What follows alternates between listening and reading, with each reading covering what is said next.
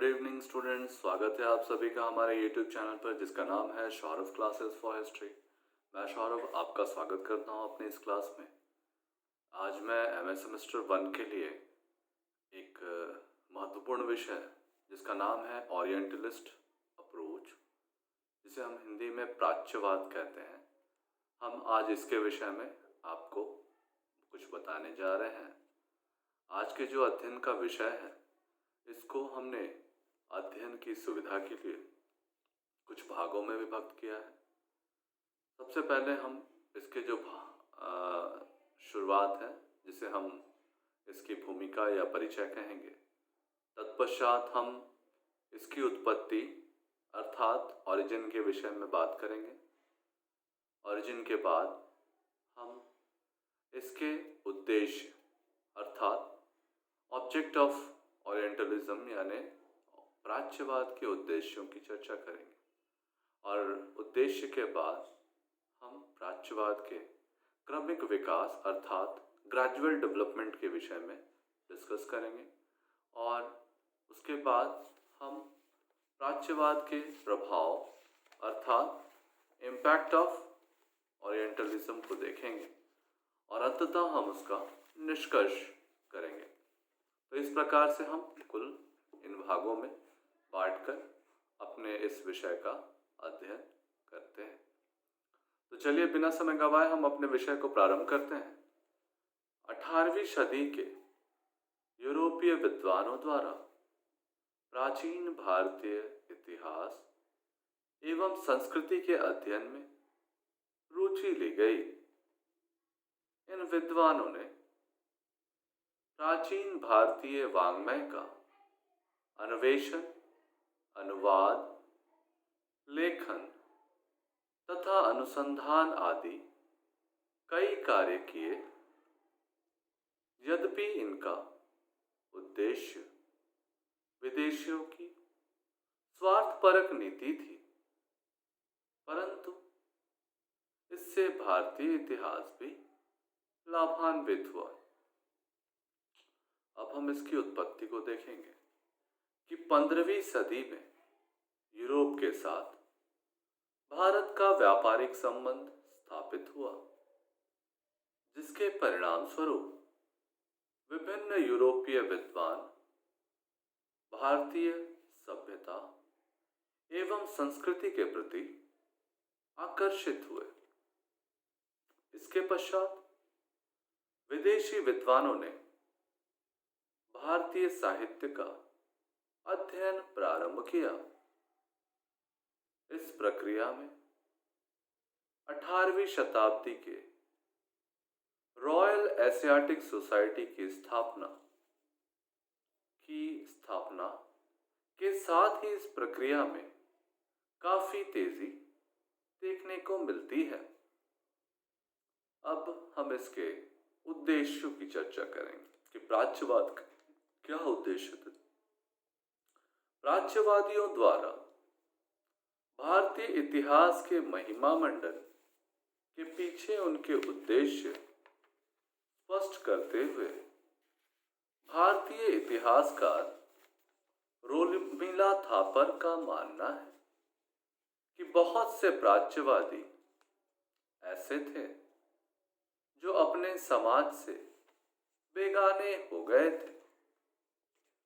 औद्योगिकीकरण के फलस्वरूप यूरोपीय भौतिकवादी परिवर्तनों के प्रति उनके मन में संशय था और वे एक आदर्श लोक की तलाश में थे तथा उन्हें अपने आदर्श जगत की तलाश अपनी संस्कृतियों में पूर्ण होती दिखाई दी। इसके अतिरिक्त इसका दूसरा कारण उस समय ब्रिटेन में उपयोगितावादी दर्शन का विकास होना था, जिससे प्राच्यवादियों की पूर्ण असहमति थी। प्रसिद्ध इतिहासकार रामशरण शर्मा के अनुसार मनुस्मृति के अंग्रेजी अनुवाद का एक प्रमुख कारण कंपनी द्वारा उत्तराधिकार संबंधी न्याय व्यवस्था में आ रही व्यावहारिक कठिनाइयों को दूर करना था। कुछ प्राच्यवादी ईसाई धर्म के प्रचार प्रसार की भावना से प्रेरित थे, इसलिए वे भारतीय धर्म ग्रंथों का अनुवाद उसकी खामियां ढूंढने के लिए करना चाहते थे। रामशरण शर्मा ने 1857 के विद्रोह से ब्रिटिशों की आंखें खोलने वाली घटना बताया, क्योंकि इसके कारण अंग्रेजों को एहसास हुआ कि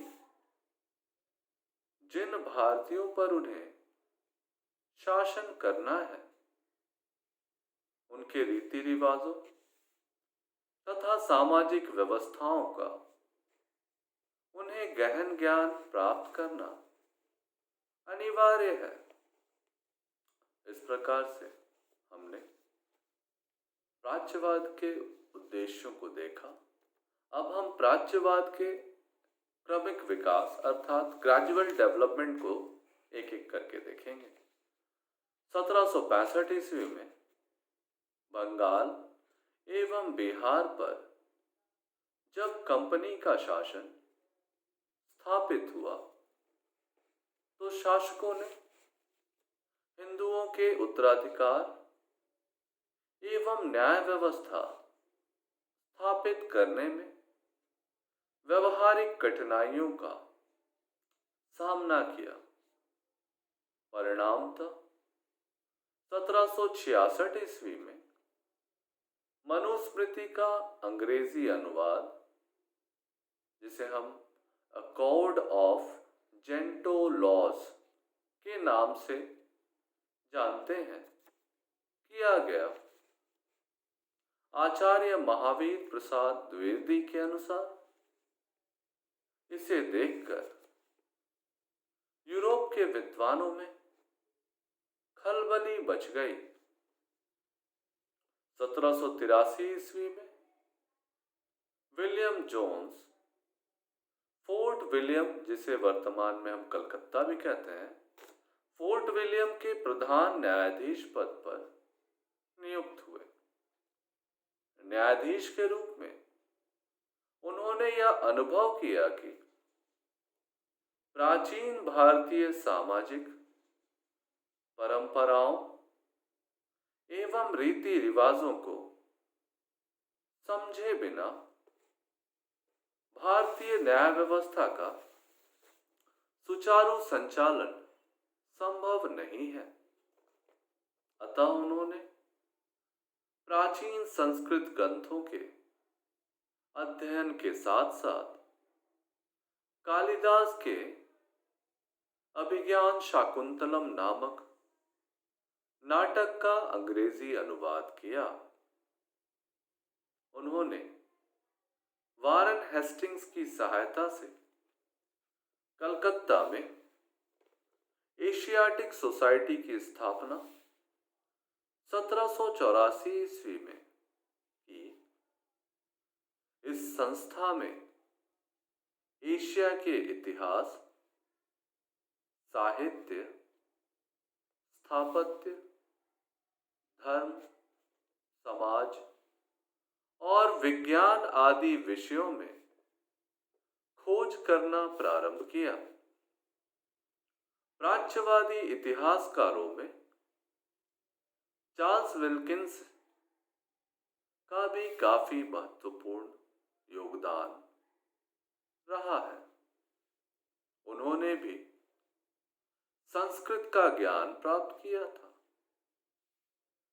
इन्हीं के प्रयत्नों से देवनागरी एवं बांग्ला टाइप तैयार किया गया। 1785 में चार्ल्स विल्किंस ने भागवत गीता का अंग्रेजी में अनुवाद किया। कोलब्रुक भी काफी महत्वपूर्ण प्राच्यवादी इतिहासकार हुए। उन्होंने भी भारत के संदर्भ में अनेक ग्रंथ एवं लेख लिखे। उनकी प्रसिद्ध रचनाएं ऑन द वेदास, हिंदुओं के धार्मिक रीति रिवाज, भारतीय वर्ण व्यवस्था की उत्पत्ति, संस्कृत एवं प्राकृत भाषा, संस्कृत एवं प्राकृत छंद शास्त्र आदि काफी उल्लेखनीय है। इसके अतिरिक्त कोलब्रुक ने वेद, सांख्य, मीमांसा, न्याय, वैशेषिक, वेदांत, भारतीय कृषि, वाणिज्य, सामाजिक व्यवस्था, कानून, धर्म, गणित इत्यादि अनेकोनेक विषयों पर गवेषणा पूर्ण लेख लिखे। कोलब्रुक ने ब्रिटेन लौटने के पश्चात रॉयल एशियाटिक सोसाइटी स्थापित की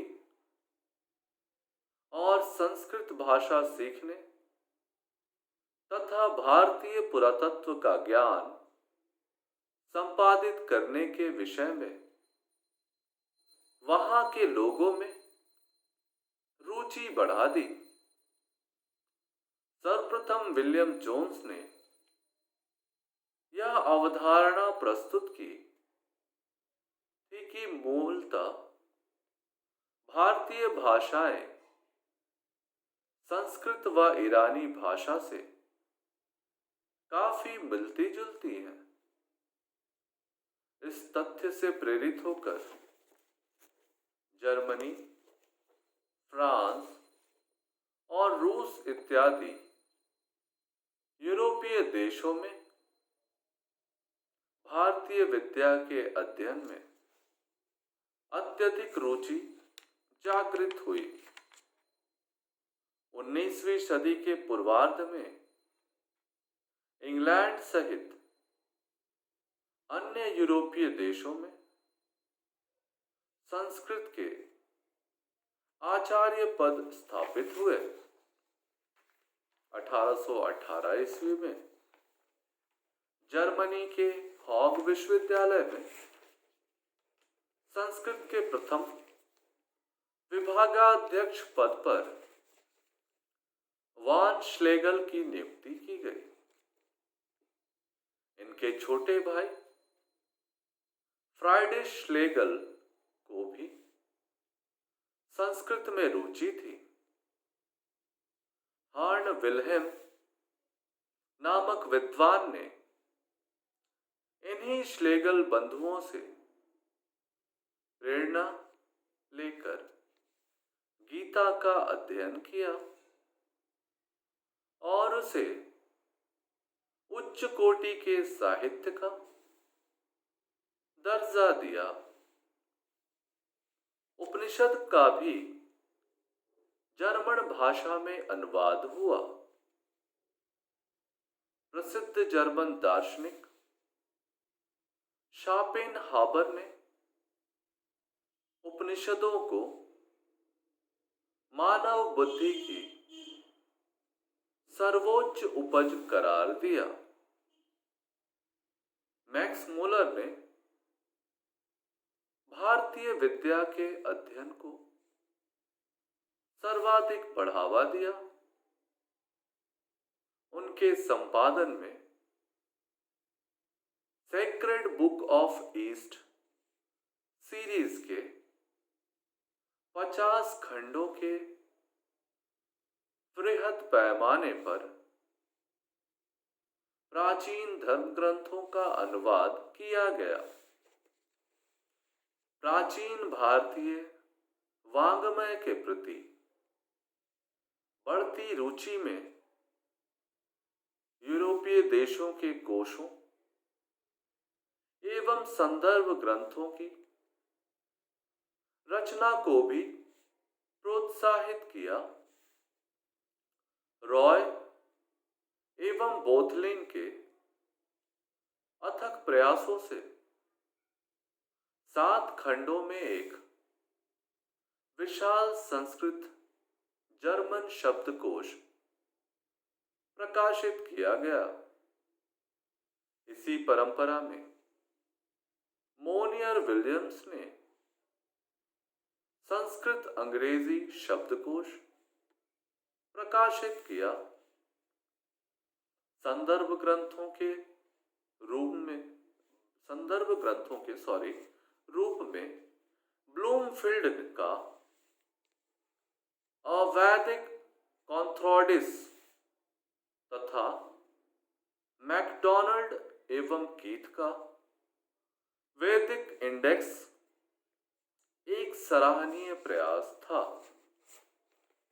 अब इसके विकास को देखने के बाद हम इसके प्रभावों को देखेंगे कि प्राच्यवाद का क्या प्रभाव पड़ता है। प्राच्यवादी लेखन का भारतीय समाज और चिंतन पर गहरा प्रभाव पड़ा। सकारात्मक दृष्टि से देखें तो 19वीं सदी के अनेक सामाजिक धार्मिक सुधार आंदोलन प्राच्यवादी लेखन से प्रभावित थे। आर्य समाज द्वारा वैदिक परंपरा को अपनाए जाने पर जोर देना, ब्रह्म समाज द्वारा चलाए जा रहे समाज सुधार आंदोलन, थियोसॉफिकल सोसाइटी व रामकृष्ण मिशन आदि के सिद्धांत प्राच्यवादी लेखन से प्रभावित थे। प्राच्यवादियों ने संस्कृत एवं यूनानी भाषा तथा आर्य एवं यूनानी संस्कृति को संबद्ध करने का जो प्रयत्न किया, उसमें ब्रिटिश शासक के शासक वर्ग तथा शासित भारतीय वर्गों के बीच एक बंधुत्व की भावना को जागृत किया, जिसका राजनीतिक कारणों से स्वागत हुआ। अब हम प्राच्यवाद के प्रभाव को देखने के बाद अंततः इसका निष्कर्ष करेंगे।